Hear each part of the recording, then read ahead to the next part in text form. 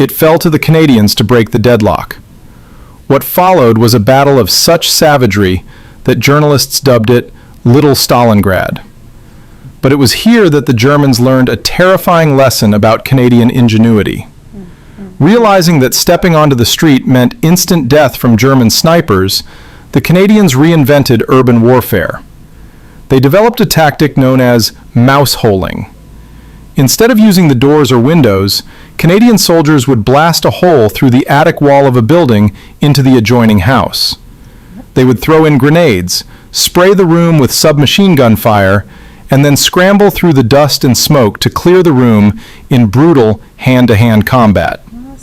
They moved through the... Welcome back to another reaction video, ladies and gentlemen. Today's reaction video is why the Germans feared Canadian infantry in World War II. Okay, makes sense. You know, the almighty Germans, they feared the Canadian. Okay, let's find out. We got to find out. Subscribe, like, share, and comment. Please share. Share to your friends, your families, your colleagues, group members. Thank you. Yeah. The Canadians fight like wild men. They attack in the dark. They attack in the rain. They do not stop for casualties. These were not the words of a propaganda minister trying to incite fear in the populace, nor were they the exaggerated tales of a terrified conscript. These were the cold, calculated observations found in the field reports of veteran German officers during the height of the Second World War. For the Wehrmacht, and specifically for the fanatical divisions of the Waffen-SS, the Western Front was a nightmare of overwhelming firepower. Yet, within that nightmare, there was a specific hierarchy of fear. When the German soldier looked across the scorched earth of Normandy or the rubble-strewn streets of Italy, he saw three distinct enemies. He saw the Americans, and he feared their industry, the endless waves of tanks, the skies blackened by aircraft, and the seemingly infinite supply of artillery shells that could turn a grid square into dust. He saw the British, and he respected their tenacity, their stubborn discipline, and the weight of an empire that refused to break after 5 years of total war. But when he saw the Canadians, that was different. The fear of the Canadian infantry was not a fear of machines, nor was it a fear of numbers. It was a fear of the men themselves. It poses one of the most intriguing questions of the entire conflict. Why? Why did the German High Command, the masters of Blitzkrieg, categorize a small volunteer army from a dominion across... I want to read what's written on that tank. It says, Germany kaput. Italia tutto finito. Here we come, Canada. If this image is real, it's badass. And I also wanted to ask, since we watched videos on the Netherlands, the liberation of the Netherlands, right? Yeah, Netherlands. So Netherlands. Oh, thank you. So my question is, before that happened, before this, I don't know which one came first, the liberation or... This is just like a general story, generally why Germans fear the Canadians. Oh, all right. Yeah. Okay. Masters of Blitzkrieg categorize a small volunteer army from a dominion across the Atlantic as their most dangerous infantry opponents.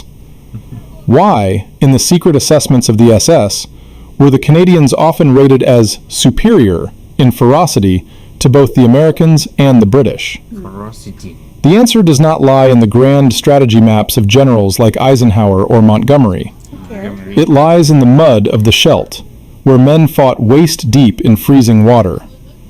It lies in the shattered houses of Ortona, where the rules of civilized warfare were abandoned for knives and grenades. And it lies in a terrifying reputation that the Canadians did not just inherit from their fathers in the trenches of the First World War, but one they carved out anew with a brutality that shocked even their allies. To understand this anomaly, we must first strip away the modern image of Canada. Today, the world sees a nation of peacekeepers, defined by politeness and diplomacy. But the Canada of 1939 to 1945 was a different entity entirely. I don't think Canada is different today. They still choose to be polite. Very, very polite. Yeah. Even more than. But then, if you push them to the wall, Hmm. you'll find out the way Donald Trump is finding out now. Where? Oh, Donald Trump thought he was just going to push Canada around and get concession. Nope. Bro got a very big pushback from Canada. That's wild.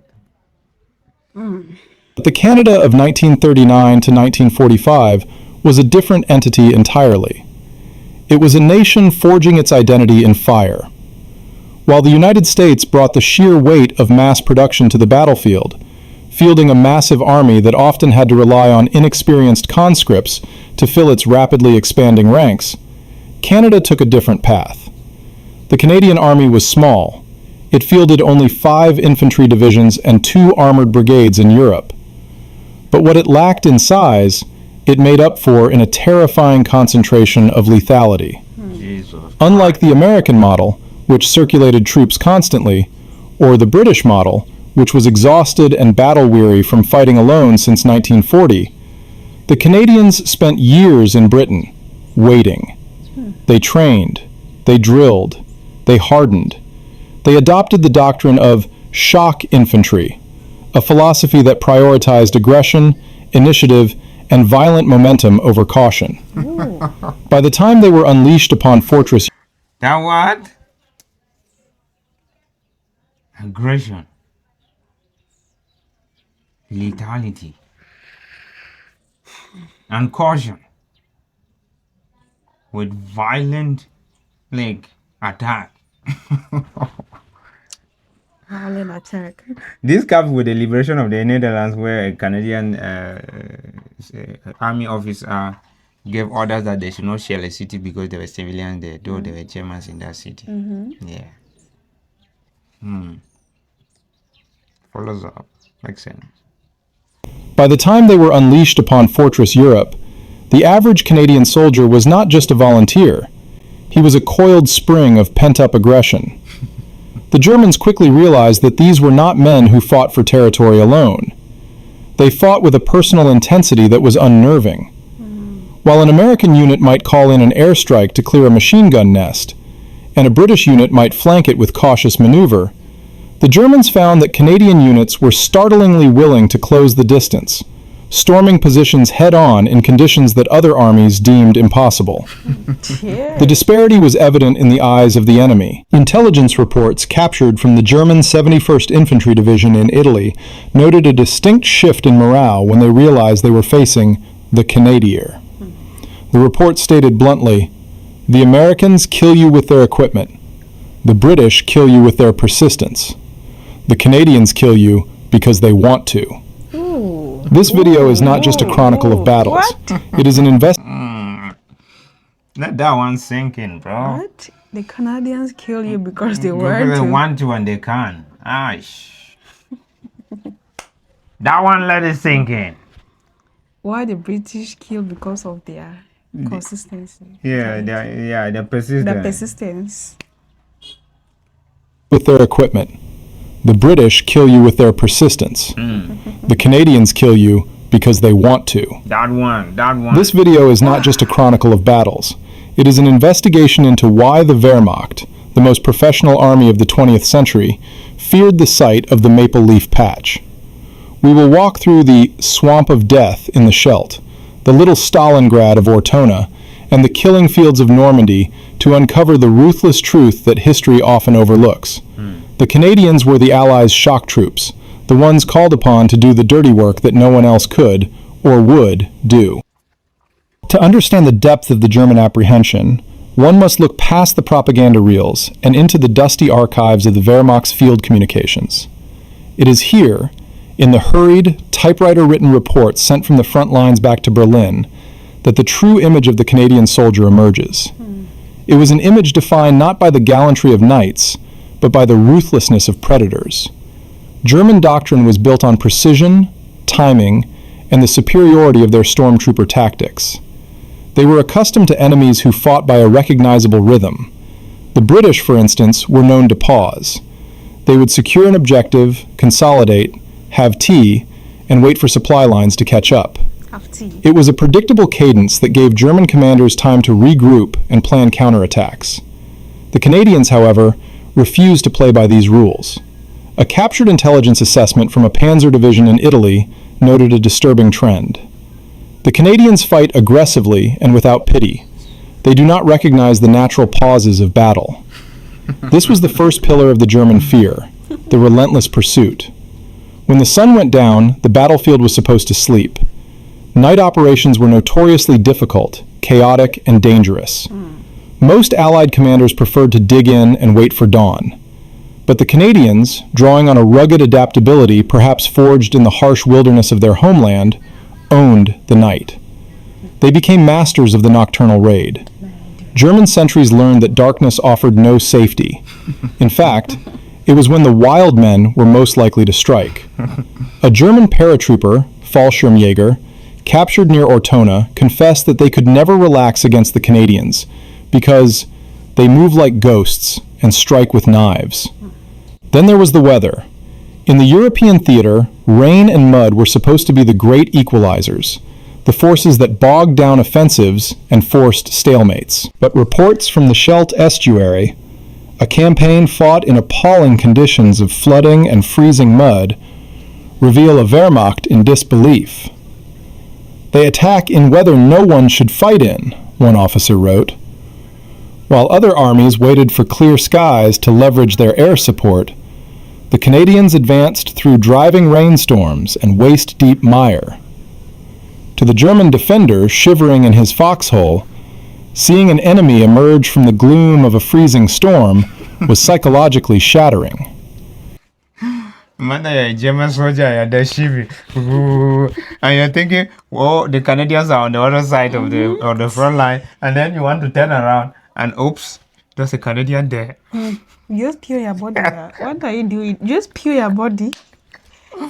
Imagine you're shiving your foxhole, and you think, well, the only problem you have now is this cold that you're dealing with, and then Yes. you turn around and you saw your nightmare. Extreme A Canadian heat. soldier. You start sweating. You Heat warm from up nowhere. immediately. You warm up immediately. What are you saying? I can imagine how weird and scary it would be for a German soldier to just be in a storm, not knowing that these North Americans are advancing, and then oops, the maple leaf is coming out of the storm. Ooh. Yeah. It signaled that there was no sanctuary, no element of nature that could save them. But it wasn't just sheer aggression. If the Canadians were wild men in close quarters, they were cold, mathematical technicians at range. This brings us to the second pillar of fear, artillery. The German army respected American artillery for its volume, but they feared Canadian artillery for its precision. Inheriting the hard-won lessons of the Canadian Corps in World War I, who had perfected counter-battery fire at Vimy Ridge, the Canadian gunners of World War II were arguably the best in the Allied coalition. Ooh. German veterans often compared Canadian artillery coordination to that of the Soviets, the highest complement of fear they could bestow. The Canadians didn't just fire, they orchestrated destruction. They utilized the creeping barrage with a terrifying proficiency, walking a curtain of exploding shells just yards in front of their advancing infantry. For a German soldier, this meant there was no gap, no moment to lift his head and man his machine gun between the shelling stopping and the infantry arriving. The moment the explosions ceased, the Canadians were already in the trench, bayonets fixed. A Wehrmacht report from the Rhineland succinctly warned its troops, "If the shelling stops, do not look up. They are already there." Ooh. Perhaps most unnerving of all was the Canadian refusal to retreat. In the fluidity of mobile warfare, tactical withdrawals were common. If a unit was outflanked or hit hard, it pulled back to save lives. Yet, time and again, German counterattacks, the famous Gegenangriff that was the hallmark of German defense, would slam into Canadian lines and shatter. At Verrières Ridge in Normandy, Against the elite 1st SS Panzer Corps, lesser units might have crumbled under the weight of Tiger tanks and fanatical infantry. The Canadians bent. They bled horrific numbers, but they did not break.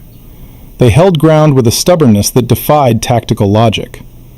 To the German mind, which prided itself on military logic, this obstinacy was maddening.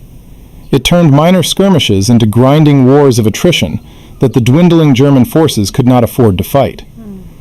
However, there is a darker shadow cast over this reputation, one that goes beyond tactics and grit. As the war dragged on, a cycle of violence emerged between Canadian units and the Waffen-SS that spiraled into something personal. It wasn't just about taking ground anymore. In the hedgerows of Normandy, after rumors and evidence of Canadian prisoners being executed by the SS began to circulate, a grim resolve settled over the Canadian ranks. The phrase, "take no prisoners," began to be whispered and practiced. I see the Germans successfully push the Canadians to the edge. People who have been pushed to the edge, you push them even further to the edge. I'm sure they found out. Now let's find out how they found out. Yeah. The Germans realized that in the Canadians, they were facing an enemy who had tapped into a reservoir of cold fury. They weren't fighting reluctant draftees. They were fighting men who had crossed an ocean to settle a score. This psychological edge is what led a German commander to issue a stark warning to his replacements. Be careful of the Americans, they have the tanks. But be terrified of the Canadians, for they have the hate. Yet, this general reputation was only the prelude. The true test of this fear would be written in blood in 3 specific nightmares: a flooded estuary, a medieval town turned into a slaughterhouse, and a beach of doom. Reputation is one thing, reality is another. The German fear of the Canadian infantry wasn't built on rumors whispered in mess halls, but on the hard, undeniable facts of the battlefield. As the war progressed, a pattern emerged in Allied high command. When a target was deemed too difficult, too heavily defended, or the terrain too treacherous for standard operations, the order was often given, send in the Canadians. This role as the fixers of the Allied line placed the Canadian Army in some of the most hellish environments of the war. So Canadians were not soldiers; they were weapons themselves. Like Weapon fashion. you know, in war when things are getting worse, you call in something like an artillery strike, or you can call it an air strike. But when things went bad, they called in the Canadian. Wow. Bring them in. Bring the Canadians in. I'm shocked. I'm surprised. Forging their legacy in 3 distinct crucibles of fire. The first was Ortona, Italy, in December 1943. To the German paratroopers of the elite 1st Parachute Division defending it, Ortona was a fortress.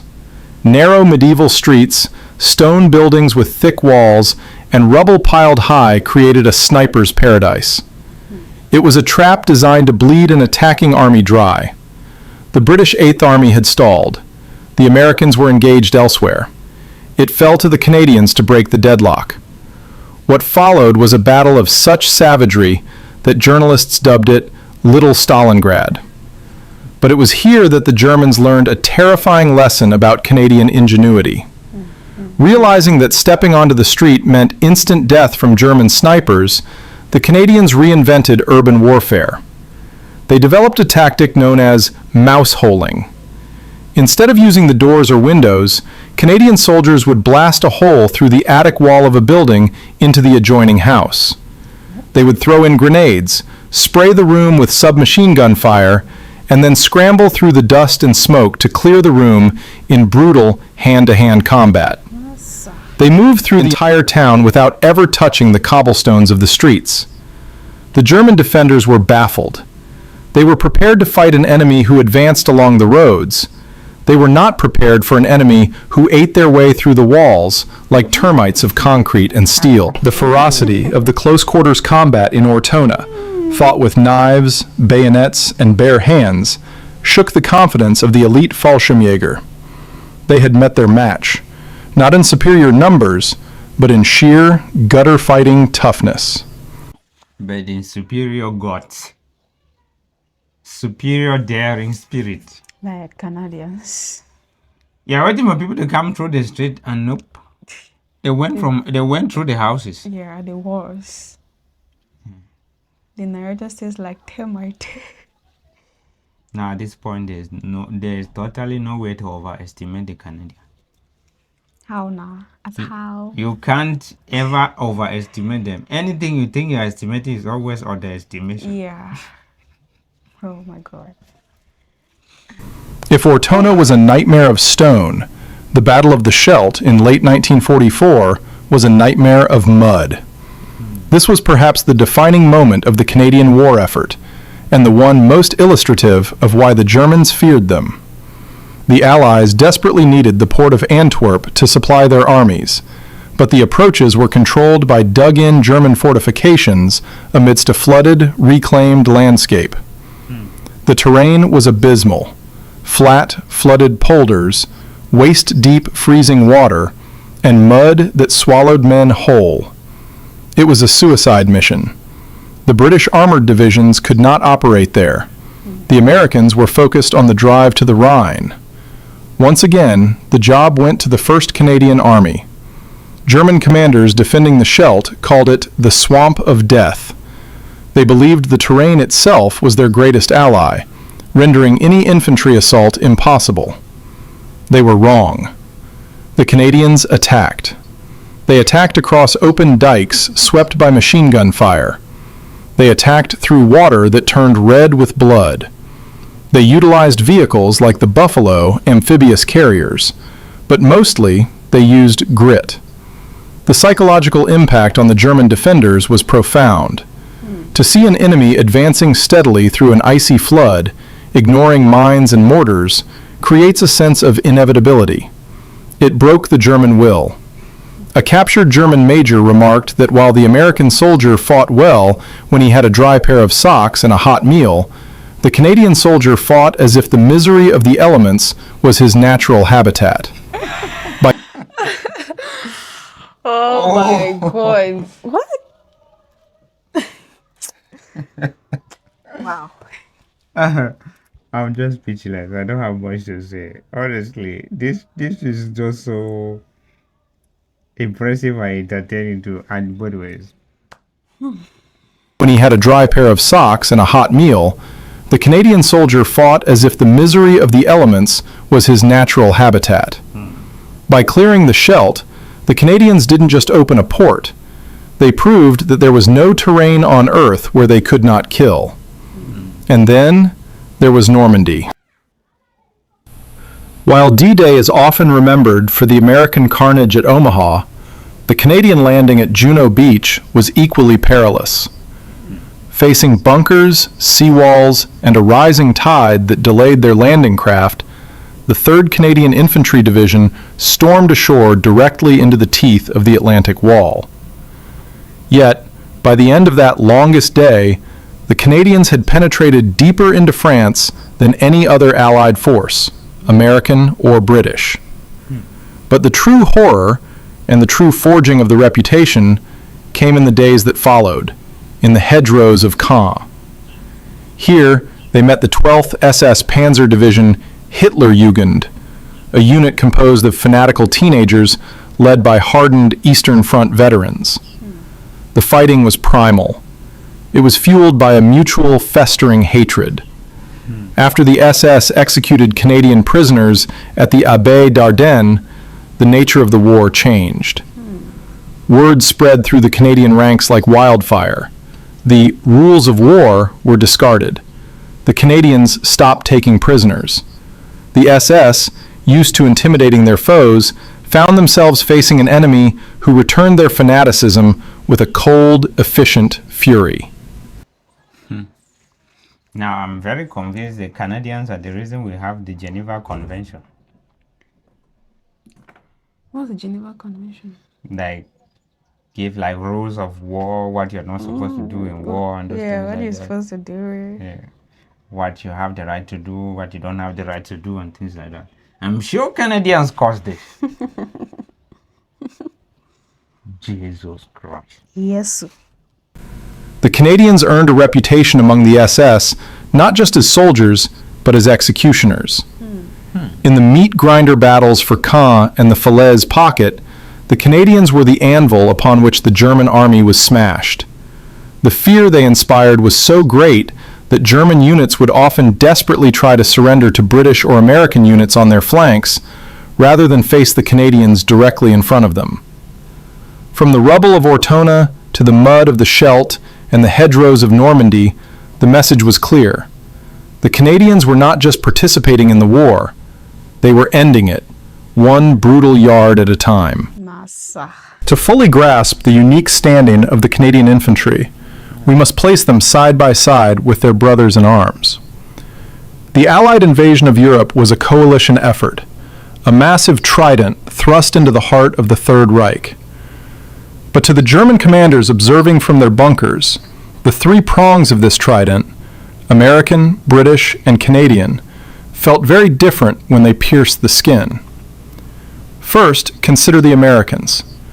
By 1944, the United States Army was a force of nature. To the German High Command, the Americans represented the terrifying inevitability of industrial warfare. They possessed a logistical tail that was the envy of the world. If a German Tiger tank destroyed a column of 5 American Shermans, the next day 10 more would appear on the horizon. The German fear of the Americans was a fear of suffocation. They knew they could not win a war of attrition against a nation that could manufacture tanks faster than Germany could manufacture bullets. However, regarding the infantry specifically, the German assessment was often critical. In the internal memos of the Wehrmacht, American infantry units were frequently described as brave but inexperienced. The U.S. Army expanded so rapidly that many units entering combat in 1944 were green. They relied heavily on their overwhelming firepower to solve tactical problems. If an American unit encountered a machine gun nest, they would often halt and call in an airstrike or a massive artillery barrage to level the entire grid square. It was effective, yes, but it was impersonal. It lacked the tactical nuance of close quarters aggression. The German soldier feared the American machine, but he believed that man for man, on a level playing field, he was superior to the American GI. Then, consider the British. The British Army was the seasoned veteran of the conflict. They had been fighting since 1939, enduring the humiliation of Dunkirk, the Blitz of London, and the scorching sands of North Africa. By the time they reached Normandy, the British soldier was highly disciplined, stoic, and technically proficient. But the British Army was also tired. After 5 years of total war, Britain was running out of men. This demographic reality bled into their tactical doctrine. Imagine you're on war for 5 years. 5 years. Yeah, I think that's really too much. It's draining, right? It's Yeah. mentally stressful. And that is how it's reducing the population of the country, especially the male. Honestly, war is a terrible thing. So terrible. It's horrible. But at the end of the day, you must always be prepared for war if you want to avoid war. Because no matter, even if you have good intentions, your enemy never have good This intentions. is about you. Yeah, so if war is forced on you, you need to defend yourself. And defend it so violently, it feels offensive, not even defensive. Canada, let's get more. Field Marshal Montgomery and his commanders were notoriously cautious. They fought a bite and hold style of warfare, designed to minimize casualties. They would take an objective and immediately dig in, refusing to overextend. While the Germans respected the British Tommy for his tenacity and defense, they did not fear his unpredictability. They knew the British would rarely take insane risks.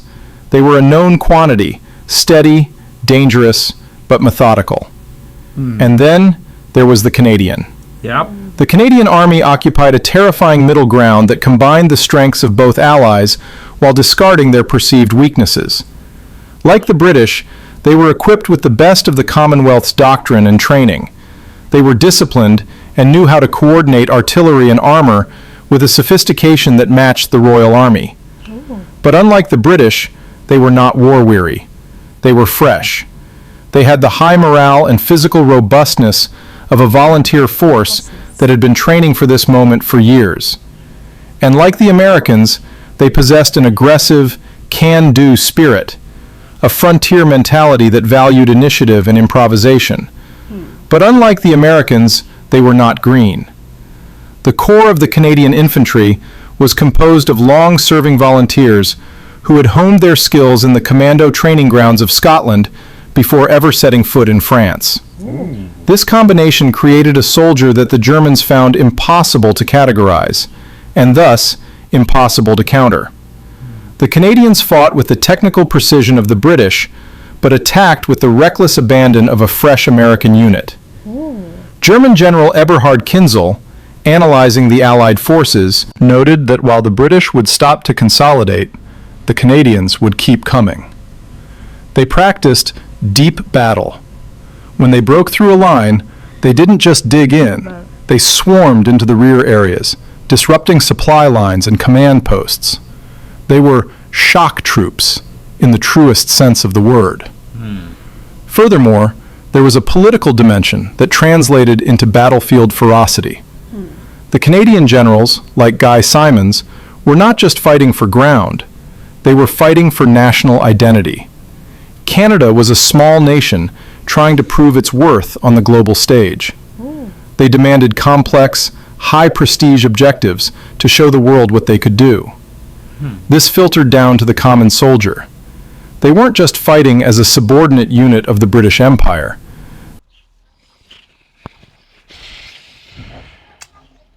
How do I describe what I'm getting? Like, I almost feel like just sit there and let the video play. And then I have all the things in my mind I really want to talk about.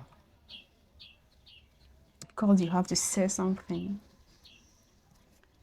Of course, Let the Second World War was Canadians not... know what you think about. The Second World War was not fought in my country. But... what the hell?